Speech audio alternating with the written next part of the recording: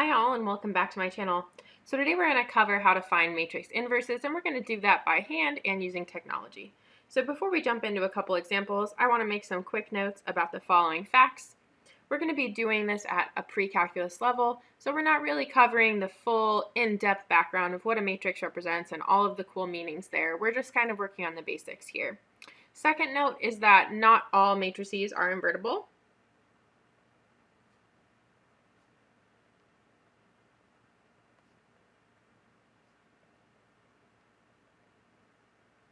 And specifically, the ones that would not have an inverse would be ones that have determinant 0.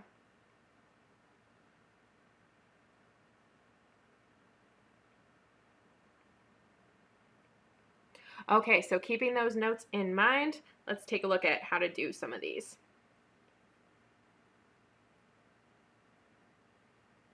For our first example, we're going to find the inverse of the matrix below using row operations. So we're going to do this by hand with no need for technology.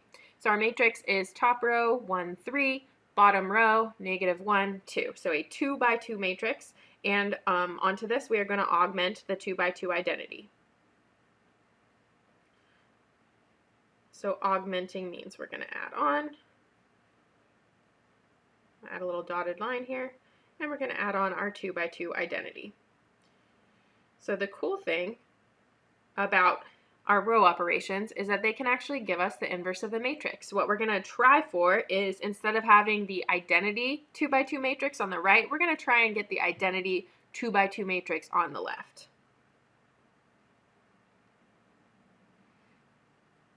Okay, so then we'll see numbers on the right, and the resulting matrix on the right will be our inverse. So let's take a look at how we're going to do this. So just like how we do with solving systems, we're going to try and clear out column by column. So we're going to be trying to get rid of this -1 first, and let's look at how we could use our top row to do that. It looks like if we add our first row, that should do this for us. So adding the 1 and -1, we get a 0. Adding the 2 and 3, we get a 5.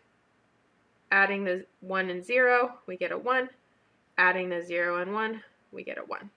So the second row has completely changed. The top row has stayed the same. Okay, now we're going to move on to our second column, and what we want to have for our second column is we want to have a 0 in the 3 position, and we want to have a 1 in the 5 position.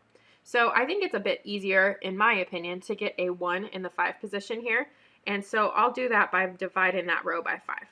So when we copy that over, we'll get 1, 3, 1, 0, 0, 1, 1, 5th, 1, 5th. Okay. So now that we have a 1 in that position, I think it's a little bit easier to see how to do the math to get rid of this 3 in the top position. And it looks like if we subtract 3 times the second row, we'll get what we want. So we're going to do 3 minus 3 times equation 2. We'll get rid of that 3 there. Okay, so subtracting 3 times equation 2, we'll get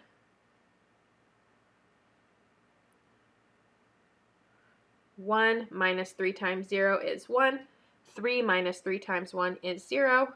This is the one we're going to have to be a little careful about, right? We're going to do 1 minus 3 times a fifth would be 1 minus 3/5, and 0 minus 3/5, and then our 1/5, 1/5 stays there, and we're left with the 0, 1. So now we just need to clean up what we got as our inverse. So our inverse is this matrix here on the right. Once we clean it up, our matrix is, so 5/5 minus 3/5 would be 2/5, and 0 minus 3/5 is minus 3/5. Then we got 1/5, 1/5. So the top row of our inverse is 2/5, -3/5, and the second row is 1/5, 1/5. There's our inverse.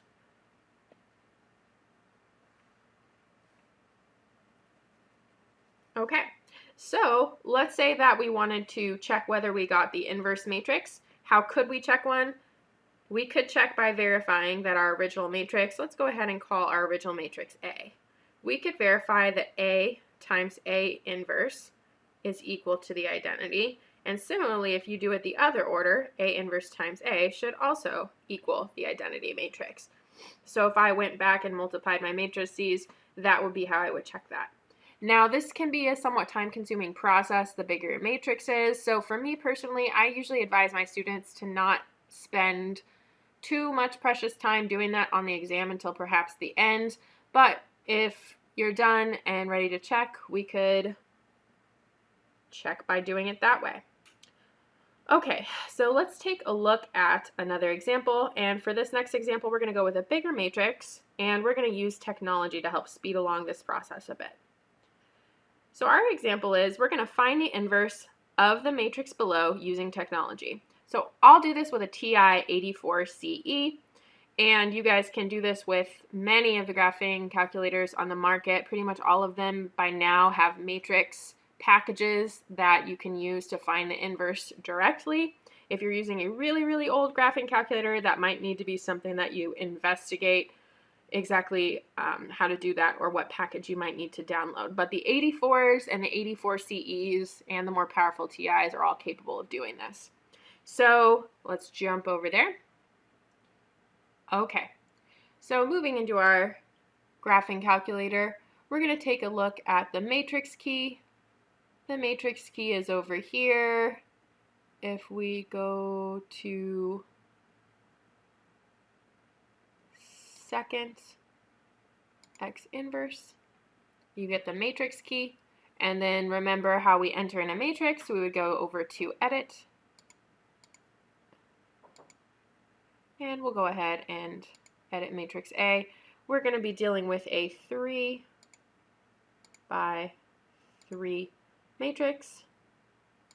And our first row is -1, 2, 1.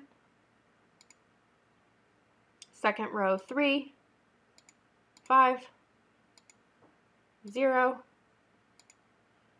Third row 0, -1, 2. Quitting back to home, we can go back to the matrix menu and call to matrix A, and then hit the X inverse key. That'll tell the calculator to find the inverse of this matrix, and here it is. So with a lot of these matrices, as we already saw in our first example, where we have the strong possibility of getting fractions. So this looks like we're going to have some rational numbers in here, and if we want to view the exact inverse, we can use the math menu to convert our decimals into fractions, and let's see if the calculator can do that. Perfect. Okay, so I know that this is going to end up being rational numbers because my original matrix had all rational numbers and we performed row operations on the entries. That's why I was able to tell so quickly that these are in fact going to be rational numbers instead of, rounded radicals or something like that. If our original matrix had had some radicals in there, I would not have been so confident about these being able to be converted to fractions. So just a note there.